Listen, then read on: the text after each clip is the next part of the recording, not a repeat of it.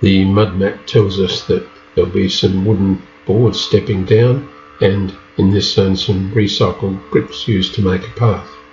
I've put 2 rectangles directly on top of what our existing geometry, and to put those in we'll draw and use the hatch command.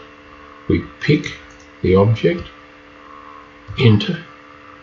You may have to load a hatch pattern called gCADISO, but that will enable us to scroll down through here. It's in alphabetical order, so I'm looking for the line option, and I'll say OK. In go the lines, but I need to look at the hatch pattern and change the rotation angle to 90, and there's our board pattern in. We'll repeat, right click and select repeat hatch, pick that one there, and this time we want the brick or a brick pattern, and there it is. We can OK that, and in it goes. You can adjust this.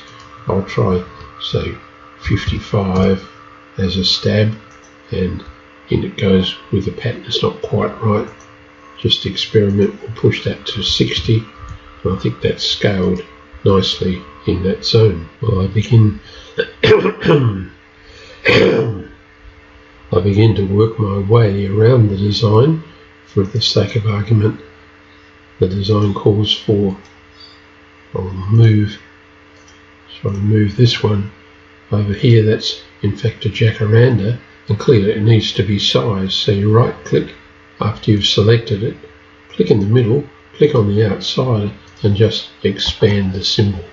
So I can quickly and easily put symbols around, and I can use either single line text or use the dimension leader to annotate things as I move around.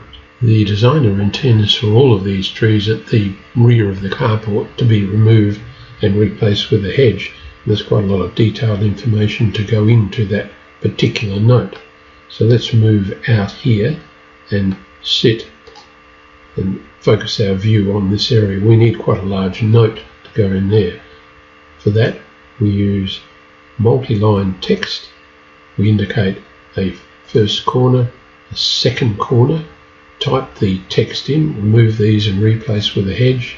We say OK, and in this goes. So that text is quite dynamic, and we can use it and move things around. It's a bit cramped, isn't it?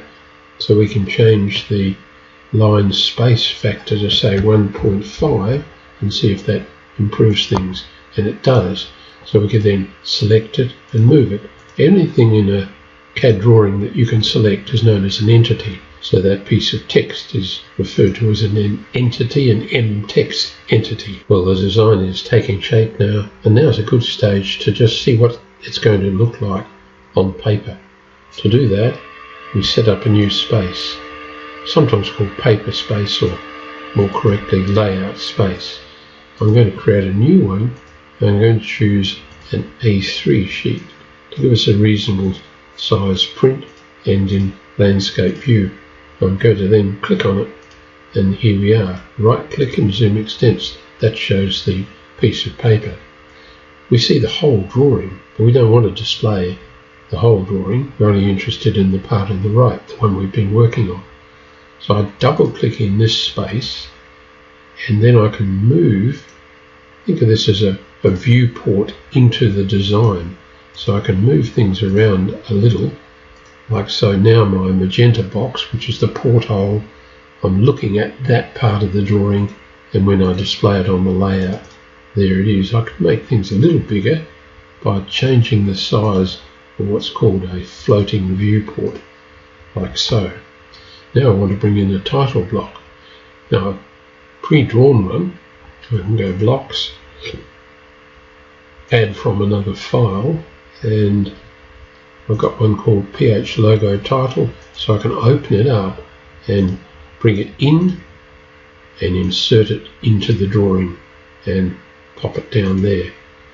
And I'll take the grid off, we don't need that on at the moment, and there's our drawing. What you can do at this stage is just or we zoom in here, you can fill out the planting plan and client information by selecting, that's called a block, and then edit it. You can change any information in here. You would put the address of the landscape designer in here and close the block editor. There is a very quick way to get a look at what the final result might be, and that's file and save as a PDF. We'll put a window at high resolution and just put a window around the design, and I'll put it on the desktop and we'll call it test, and my computer is configured to display that using Acrobat Reader, and so there it is, and we can zoom in and pan around using this, and I think you would agree that's a pretty good result for about 20 minutes work.